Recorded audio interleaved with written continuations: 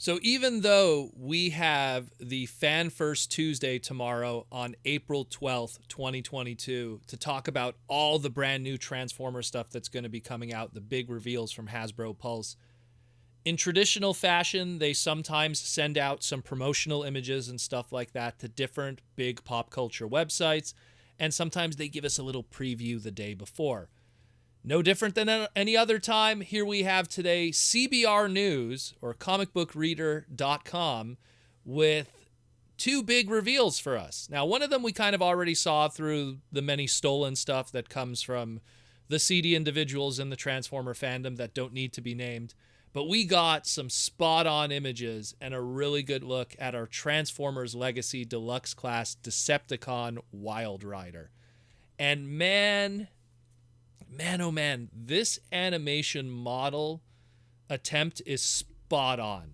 Like, I am super impressed how they went about this, because when you look at Wildrider, there's a lot of different things that were issues with that character, both from a trademark standpoint, both from a design standpoint. Like, let me just go through this just to give guys an idea of why this is such an important release. Number one, the original Wildrider toy that came out in 1986. Okay, it was called Wildrider, one word. That was the trademark. And because it was a Scramble City design, because it was those combiners and that style that existed with Scramble City, you couldn't get the Fluoro Deary animation model. It just was not going to happen. You just had to use your imagination, and like I said in previous segments, the artistic liberties that had to exist back then in the 1980s Generation 1 cartoon. So that could be expected. But the problem that existed, though, was after 1986, they didn't make a new toy of him. They didn't refresh a trademark. Yeah, there was going to be a G2 toy in 1994. We all know how that happened. It didn't happen. So that trademark got lost. And then when we fast forward years later to like Combiner Wars, and of course even the Creo combiners, which kind of brought that trademark back in a lot of ways, they couldn't get Wildrider for whatever reason. So they went with this new trademark that we had to get used to for almost a decade, which was Breakneck. And they used it across different stuff. They used it with movie toys. They used it with universe toys. They did it all over the place. It wasn't necessarily just trademarked and renowned and used as this is going to be the brand new trademark for Wildrider. It's kind of like, this is what we got right now. It's Breakneck. We'll stick with it for now. And that was that. And it was used across all kinds of Wildrider flavored stuff. Obviously in Japan, they were able to call it Wildrider because they have completely different trademark issues over there. And that was that. Now we have it back. Somehow Hasbro has gotten back Wildrider as a trademark, although this time around, Wild and Rider are going to be two separate words as opposed to being fused together like it was before. It's been separated before in the past, back in the 90s, and a lot of foreign releases of Wildrider, they would use it as two separate words instead of one word, so I don't really care. The point is, he's back to his old name, he's back to his old trademark, and that's fantastic because that means that could be used going forward for the brand and for this character. Hasbro got back one of their names that was lost for 35 years. Fantastic. Number two, let's talk about design. So here was another issue with Wildrider when it came to his alt mode. He was a Ferrari, specifically a Ferrari 308 GTB. And Ferrari is really weird when it comes to trademarking their alt modes and vehicles. That's why, like Dino from the Transformers movie stuff, why all his toys were so weird and how they couldn't get that alt mode done properly, because Ferrari doesn't really like to play game with that kind of stuff. It's a prestige, you know, they like their cars to be represented properly, and you have to pay big money. That's why you don't have Ferraris in the Gran Turismo games and stuff like that. It's kind of weird. But they managed to pull this off very well, because the original toy was that Ferrari 308 with a carbon fiber hood and everything like that. When they brought over that Ferrari to the animation model through Fluoro Deary, and again, the artistic liberties, they jazzed it up a little bit just so it doesn't have all of those Ferrari, I guess, markers. And at the end of the day, it became its own thing. Of course, the robot mode, also based off of the original Generation 1-2, also had its own artistic liberties. This brand new Legacy version is spot on to that Fluoro Deary design in robot mode and in the alt mode. The alt mode, like just to kind of like break it down, the alt mode, the car mode for this legacy version pulls so many mild visual cues from the animation model that people might not be picking up on. Again, the original toy had a carbon fiber hood. It's that little bevelment on the hood, if you will. That's to be carbon fiber in that kind of scale for a toy. The animation model didn't really have that. They put a Decepticon logo on the front. They put a little vent and everything. They kind of went with that animation model design, and it looks fantastic.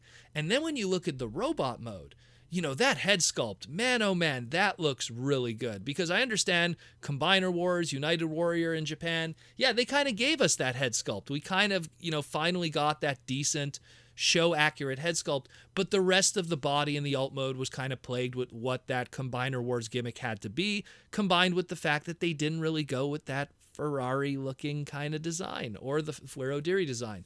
When you look at the robot mode more with this legacy version, even the small little deco and designs, the blue used on the chest, the way that the I guess we'll call it the ab crunch area, where it has the little ventilation going on there, the red paint on the forearms, but just for the forearms, all directly pulled from the original animation model.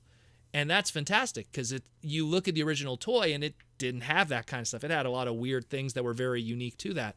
So this really, in a lot of ways, it went out of its way to really try to be that animation model, and that's fantastic.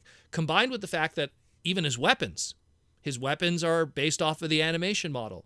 Now, granted, the original toy also kind of had a weapon that kind of looked like that, but the weapons that are really included with this thing is really trying to be the animation model gun that came with Wildrider all those years ago. The only thing that really stays true to the original toy is, again, staying true to that Scramble City kind of gimmick, which is a double buster blaster kind of thing that could be put on the alt mode. The original Wildrider had his black double-barreled plasma energy blaster, and so they have the two guns. You put them together, you could put them on the back of the alt mode, and you could kind of emulate what that original 1986 toy was able to do with that extra accessory. There's a lot going on here. I'm extremely impressed by what Hasbro did here and just how well it turned out. And it makes me really excited to see the other members when they get around to them, because if they have any kind of polish that they did here and the ability to kind of circumvent any kind of the car licensing stuff by using those Fluoro Diri designs and really being spot on with them, I'm really looking forward to what we're going to be getting afterwards. This is going to be amazing. Amazing. I even love that they kept, because Wildrider, fun fact, Wildrider, he was one of the few Decepticons in the original cartoon that had blue eyes. Because he had a red face, so they didn't really want to have red eyes for him, so they gave him blue eyes, which is very rare for a Decepticon, and they kept the blue eyes on this one. So it really is going with the animation model. This is fantastic. Now, according to what they have here from Comic Book Reader, again, tomorrow this is all going to be shown off again, and then the pre-orders for him will go live at 1 p.m. So it's going to be, I think, an hour or so after the actual segment, because it starts at 11 a.m. Eastern Standard Time, and then they're going to do the Power Ranger segment at 12, and so when the Power Ranger segment ends at 1 p.m., that's when the pre-orders are going to go live, so you can pick it up then. They say here it's going to ship out in July. So no specific date, just July 2022, and we'll learn more from that. Again, the MSRP on that is $24.99, so the new MSRP for the deluxe class stuff that is happening. Fantastic. They also show the back of the box here. It has a QR code. QR code doesn't work. I tried it. So don't bother with that if you're excited about scanning a QR code and learning more.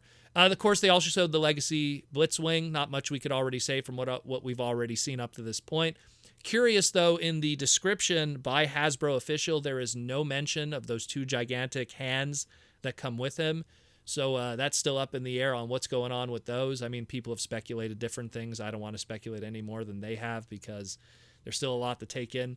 But there's a lot going on. This is fantastic news. I'm super excited about this. I'm a car guy, so when I see something that's done very well and really gives us a chunk of that old Fluoro Diri G1 cartoon design that wasn't able to be achieved all those years ago, and even wasn't being able to achieve during that Combiner Wars era, and now we could finally get it, kudos, man. I love that stuff.